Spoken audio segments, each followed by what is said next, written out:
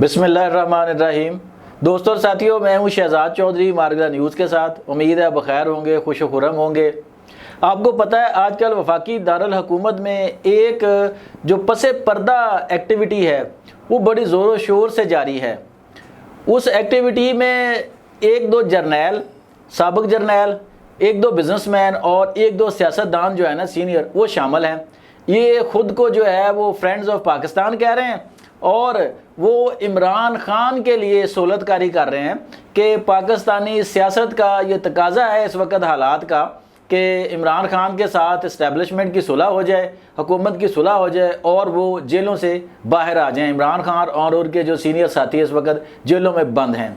ये किस तरह मुमकिन हो सकता है या इसका क्या असरात हो सकते हैं, ये आज हम इस पे बात करेंगे। हमारे साथ मौजूद हैं सीनियर तज्जियाकार और कालम निगार सैयद जुल्फ़िकार अली शाह साहब। आइए उनसे बात करते हैं। अस्सलाम वालेकुम शाह जी। वालेकुम सलाम जो सब, क्या हाल है? ठीक है, अल्लाह का करम। शाह जी, एक और NRO कह लें या सहूलतकारी कह लें, उसके इस्लामाबाद में आजकल बड़े चर्चे हैं कि उसमें एक दो जर्नैलों का एक दो रिटायर्ड जर्नैल हैं और उसमें कहते हैं जी दो लेफ्टिनेंट जनरल हैं, एक दो बड़े बिजनेसमैन हैं और एक दो सियासतदान हैं। वो खुद को फ्रेंड्स ऑफ पाकिस्तान कह रहे हैं और वो इमरान ख़ान के लिए ग्राउंड बना रहे हैं। तो आपको क्या लगता है, क्या मुमकिन है ऐसा कि इमरान ख़ान के लिए कोई आसानी पैदा हो जाएगी और वो एकदम जेलों से बाहर आ जाएंगे? तो सब पाकिस्तान के अंदर तो कोई भी चीज़ आप समझे कि नामुमकिन कुछ भी नहीं है। लोग रात को सोए थे और जब सुबह उठे थे तो मियां नवाज शरीफ साहब का तैयारा बमै उनकी फैमिली और बमै फैमिली नहीं बमै मुलाजमीन, हाँ, वो सारा Jeddah palace Sarwar Palace Jeddah पहुंच गया था जी, पहुंच गया था। ठीक है जी। फिर मियां नवाज शरीफ साहब को 10 साल कैद हो गई, कोई कानून नहीं था, कुछ नहीं था कुछ। वो जनाब जेल से निकले तो वो सर्विसेज हॉस्पिटल पहुंचे और सर्विसेज हॉस्पिटल से वो तैयारे में गए और लंदन प्रवास कर गया। वहाँ वो मकसद तो घूमते फिरते भी नजर आए, सब कुछ नजर आया, ये सारा कुछ हो गया। ठीक है, तो मुमकिन तो पाकिस्तान में हर चीज़ है, लेकिन यहाँ पे चौधरी साहब एक सवाल पैदा ये होता है कि ये वो इमरान खान है जो कहते थे मैं किसी को NRO नहीं दूंगा। बिल्कुल ठीक है, मैं किसी को NRO नहीं दूंगा। यहाँ पे अब आपने कहा जी कि चंद जर्नैल हैं जो सहूलतकारी कर रहे हैं, ठीक है, और कुछ बिजनेसमैन हैं जो फ्रेंड्स ऑफ पाकिस्तान है। हाँ जी बिल्कुल। अच्छा, मुझे एक चीज़ बताएं सर कि फिर यहाँ पे जब वो जरदारी साहब कहते हैं ना कि मेरा डोमिसाइल मुख्तलिफ है, तो सर वो फिर उनके ऊपर बड़े होता है कि जनाब आप सुबाइयत और लसानियत को हवा दे रहे हैं, तो सर वो फिर ठीक कहते हैं। मुझे एक चीज़ बताएं ना कि पाकिस्तान पीपल्स पार्टी का जो वोटर है वो पाकिस्तान का वोटर नहीं है। बिल्कुल है जी, ठीक है। उनको उतना मियां शहबाज शरीफ जेल में रहे, मियां नवाज शरीफ जेल में रहे, मरियम नवाज जेल में रही, हमजा शहबाज जेल में रहे, शर्जील मेमन जेल में रहे, खुर्शीद शाह जेल में रहे, साद रफीक जेल में रहे, सुलेमान रफीक जेल में रहे, बहुत लंबी फहरिस्त है जी, कितनी लंबी फहरिस्त, और फरियाल तालपुर जेल में रहे, आधी रात को घसीट के लेके गए।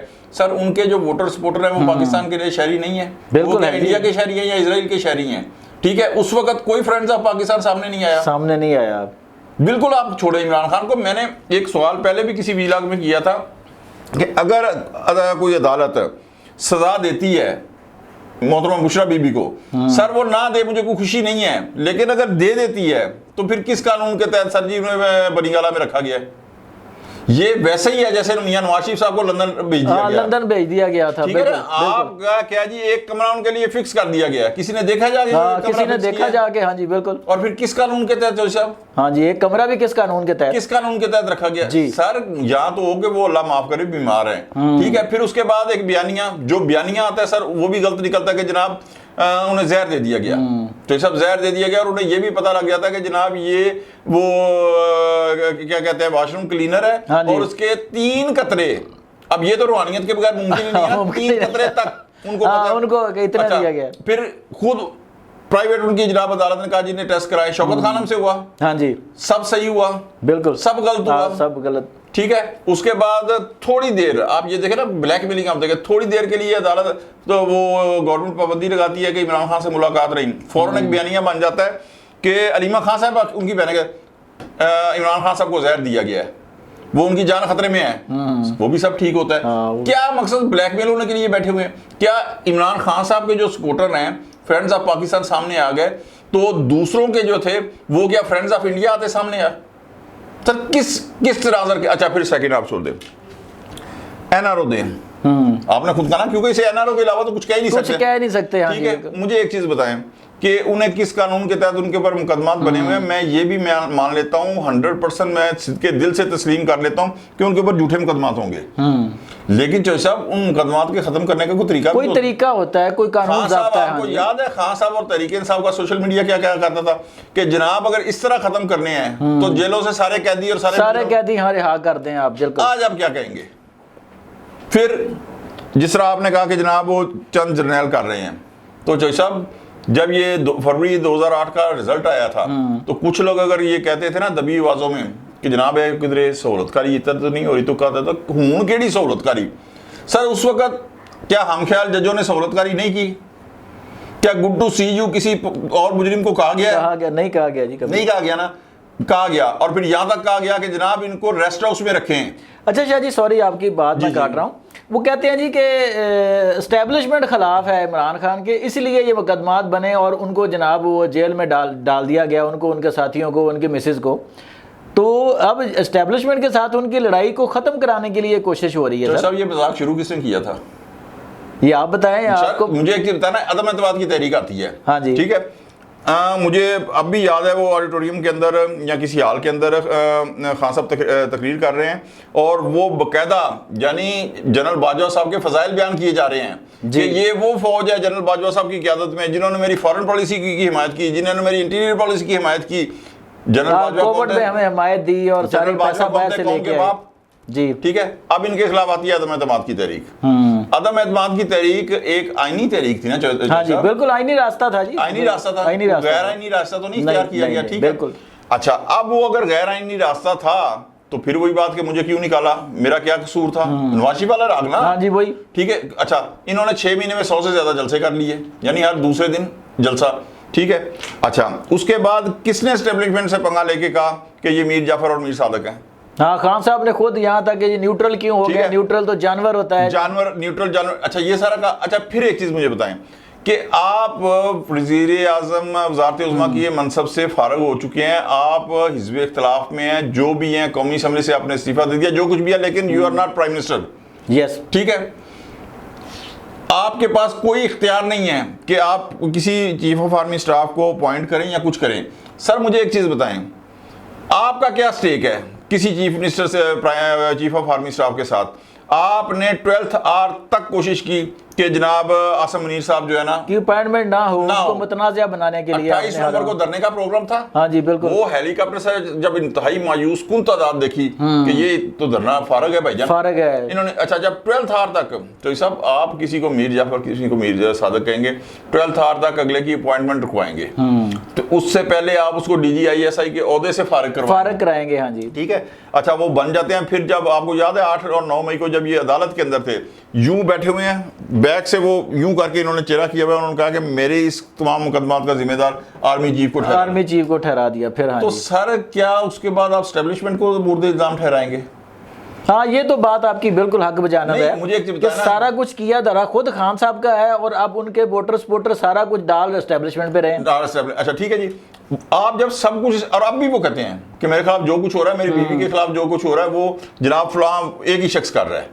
अच्छा, आर्मी चीफ के ऊपर डायरेक्ट इल्जाम, ठीक है। अच्छा जी, ओके जनाब, आर्मी चीफ के ऊपर आप इल्जाम लगा देते हैं। मुझे एक चीज बताएं कि 190 मिलियन डॉलर का केस है, तोशा खाना में घड़ियां जो है आर्मी चीफ ने बेची थी।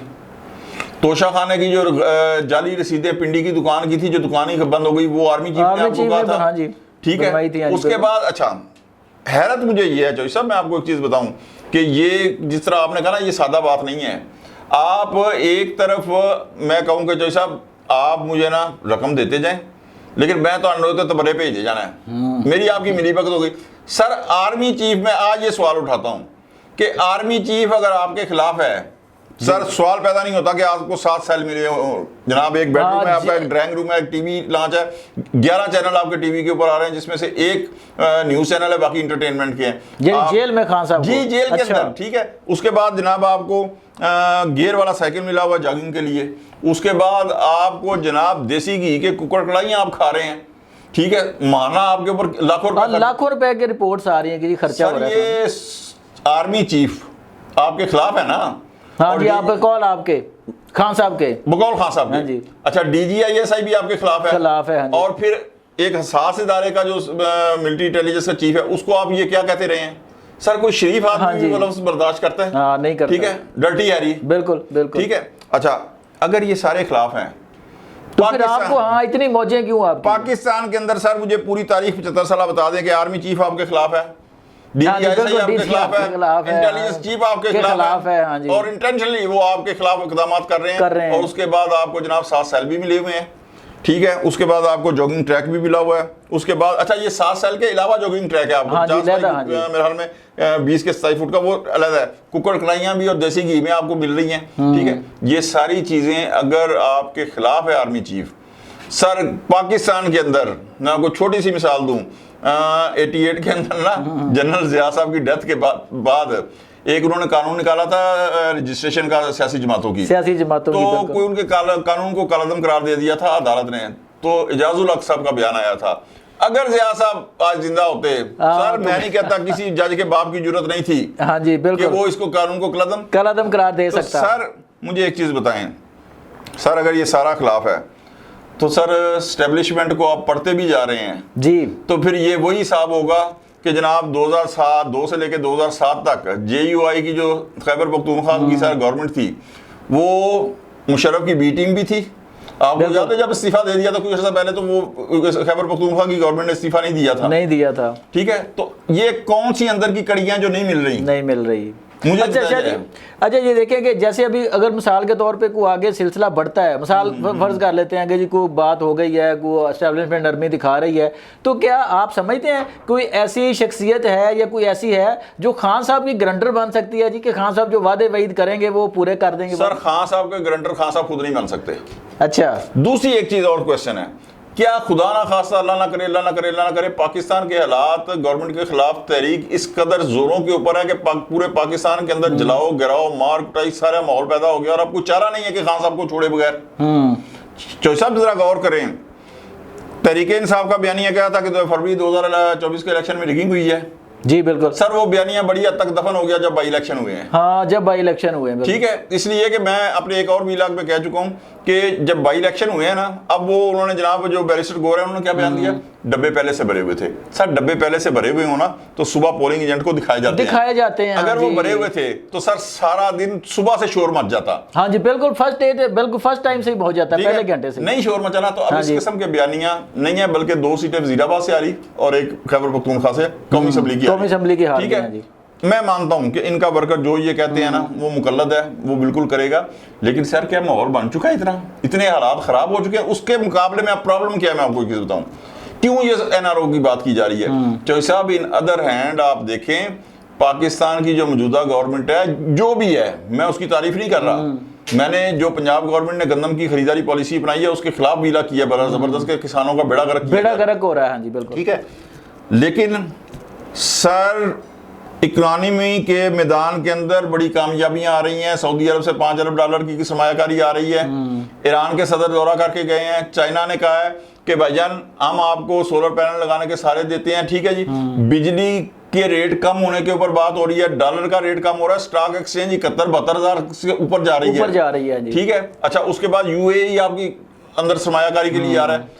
अच्छा कामयाबियां मिल रही हैं, तो पंजाब गवर्नमेंट ने क्या किया है कि पहले जो मोहतरमा मरियम नवाज साहब है उन्होंने क्या कहा कि बच्चों को जो डब्बे का दूध है फ्री मिलेगा, अब खाना भी कह दिया है। ठीक है, ये छोटी छोटी चीजें हैं, लेकिन बड़े एक प्लस पॉइंट सर जी इनके अंदर आते हैं। ठीक है, ये सारी चीजें हो रही हैं क्यों कि इन्हें ये था कि खान साहब एक खत लिखना है तो जनाब IMF ने किस्त रोक लेनी है, नहीं रुकी वो किस्त नहीं, बल्कि नेक्स्ट जो डील है वो भी अंडर प्रोसेस। IMF ने कहा खुद कि हम पाकिस्तान की इमदाद करने के लिए तैयार हैं। ठीक है, अब ये सारी हो गई ना, बयानिया किसके ऊपर था 2022 से लेके पंजाब और खैबर पख्तूनख्वा के जो वज़ीर खजाना थे, क्या लिखा उन्होंने कहा था शौकत तरीन साहब ने रोके। बयानिया क्या था, पाकिस्तान खुदा ना खासा डिफॉल्ट कर जाए, नहीं किया, डिफॉल्ट से निकल गया।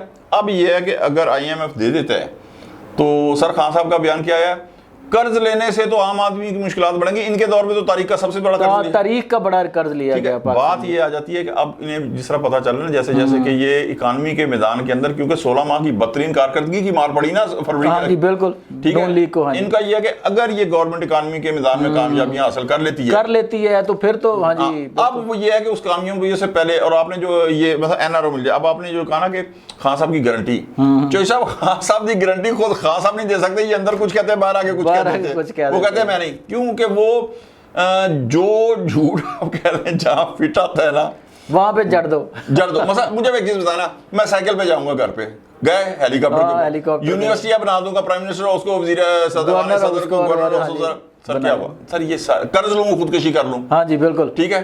तो सर ये सारे की सारे चीजें ना वो सियासी बयानियां बनाने में माहिर हैं। तो सबसे बड़ा जो उनको गवर्नमेंट को ये है ना कि वो जो रोज एक टिकटॉक हुआ करता था ना खान साहब का, वीलागर भी थे ना खान साहब बन गए थे, तो वो नहीं हो रहा। तो मेरे हिसाब से ठीक है, आपने अगर जनाब फ्रेंड्स ऑफ पाकिस्तान आ गए मैदान के अंदर, जिनको यानी पहले 14 साल जरदारी साहब ने जेल काटी, तो वो कोई पाकिस्तान के शहरी थोड़ी थे, ठीक है। मियां साहब गए, शहबाज शरीफ, हफ्जा शहबाज, जिस तरह मैंने लिस्ट बनाई, वो पाकिस्तान के शहरी थोड़ी थे, ठीक है। तो अगर वो आ गए हैं तो सर बिल्कुल NRO दें, लेकिन फिर सिर्फ खान साहब को NRO नहीं सर सिर्फ खान साहब को NRO नहीं, फिर एक पूरा जो है ना NRO हो, जिस तरह मुशर्रफ दौर के अंदर हुआ था ना सर, कि तमाम का तमाम जो है ना रिकन्सिलिएशन हो और सबके खिलाफ मुकदमात खत्म हो, सिर्फ खान साहब के खिलाफ नहीं।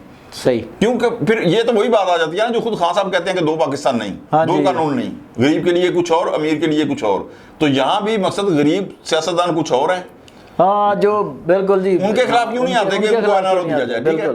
तो ये दें बिल्कुल खत्म करे, ताकि पाकिस्तान की सियासत से जो नफरत का एक माहौल है वो बंद हो सके, वो खत्म हो जाए। और ये नफरत का माहौल 77 से शुरू हुआ, फांसी से आज तक खत्म नहीं हुआ। बड़ी अच्छी बात होगी कि अगर खान साहब के ऊपर से मुकदमात खत्म होते हैं ना, सिर्फ रिहा नहीं करें, उनके ऊपर मुकदमात खत्म करें, बल्कि एक पूरा बोर्ड बैठे जिसमें एस्टेब्लिशमेंट भी शामिल हो, सियासतदान भी शामिल हो, साफी भी शामिल हो, सब रिकन्सिलिएशन करें, सबके खिलाफ मुकदमात खत्म करें। और उसके बाद करप्शन है ना सर, जो भी नया तरक्याती मनसूबों में है ना करप्शन, सर जो भी नया मनसूबा है कानून बना दें कि उसके अंदर हिज़्ब इख्तिलाफ, हिज़्ब इक़्तिदार, सहाफ़ी, एस्टेब्लिशमेंट और अदलिया का, आला अदलिया का, सुप्रीम कोर्ट का जज जो है वो बैठेंगे, ताकि ये किस्सा ही खत्म हो जाए कि भाईजान करप्शन है तो फिर सारे अंदर आ जाओ, वो साफी समेत सारे जितना बोर्ड बैठेगा ना इन्वेस्टमेंट का, जो तरक्याती मंसूबों का फंड उनके पास जाएंगे, सर वो सब साइन करें तो शुरू करें, ताकि करप्शन के इल्जामात जो हैं वो सारे का सारा सिलसिला खत्म हो जाए। और अगर हो करप्शन तो उसके अंदर हिज़्ब इख्तिलाफ भी शामिल हो, जो साफी हैं वो भी शामिल हो, मीडिया पर्सन भी शामिल हो, जजेस भी, जनरल भी, सारे शामिल हो। तो सर दें बिल्कुल खान साहब के ऊपर मुकदमा खत्म करें, लेकिन सारा जो है ना एक रिकन्सिलिएशन करके ना, नेशनल रिकन्सिलिएशन पूरा, तो सर ताकि नफरत की सियासत खत्म हो। तो दोस्तों और साथियों, आपने सुनी हमारी गुफ्तगू, तो जिसका लुब्बे लबाब सिर्फ ये है कि अगर रिकन्सिलिएशन होनी है तो फिर ये वसी तर कौमी मफाद में सबके साथ होनी चाहिए, सबको साथ बिठाकर होनी चाहिए। किसी एक फरीक के लिए ना ये कल सही था ना ये आज सही है। और दूसरा, जैसे शाह जी ने एक बहुत अहम नुक्ता बयान किया कि आज जो कुछ लोग कोशिश कर रहे हैं, क्या वो खान साहब के गारंटर बन सकते हैं, जबकि उनका माजी आपको सामने रखा, हमने आपके सामने रखा है कि वो कभी कुछ कहते हैं और अगले दिन अपनी ही बात कही से वो मुकर जाते हैं। 90 दर्जे के जाविये से उन्होंने वो पलटा खाना होता है, 360 एंगल जो होता है, तो अब उसका गारंटर कौन बनेगा। तो दोस्तों साथियों, उम्मीद है आपको हमारा ये प्रोग्राम पसंद आएगा। अपनी आरा और तजावीज़ से हमें ज़रूर नवाजते रहें और हमारे चैनल को सब्सक्राइब भी कर दें। अपना बहुत ख्याल रखिएगा। अगले व्लॉग तक के लिए इजाज़त दीजिए। अल्लाह हाफ़िज़।